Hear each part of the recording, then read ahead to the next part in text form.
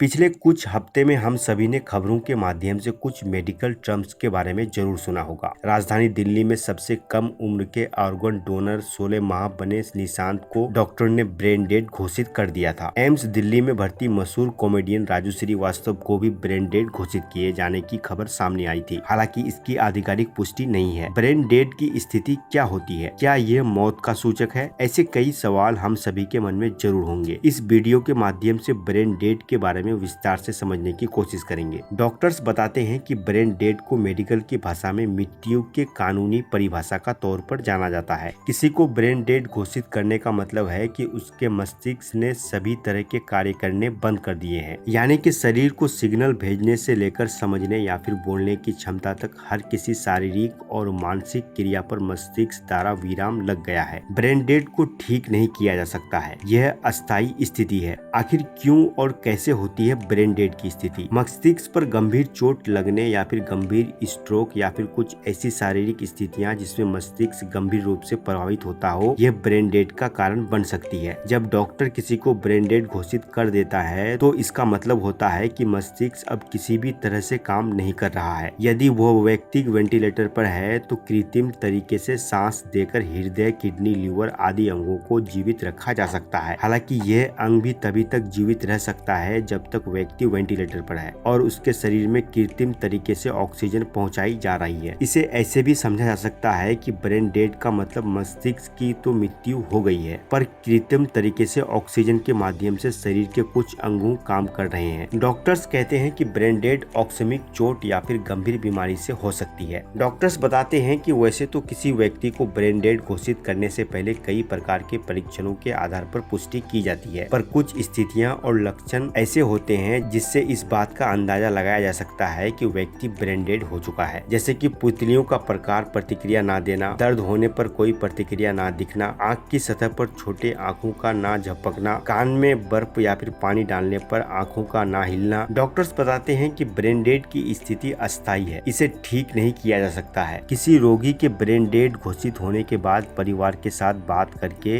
अंगदान का निर्णय लिया जाता है, जिससे व्यक्ति के जीवित अंग किसी और के काम आ सके। वेंटिलेटर से हटने के बाद जैसे ही शरीर को ऑक्सीजन मिलना बंद हो जाता है, शरीर के अन्य अंग भी काम करना बंद कर देते हैं और उसे मृत मान लिया जाता है।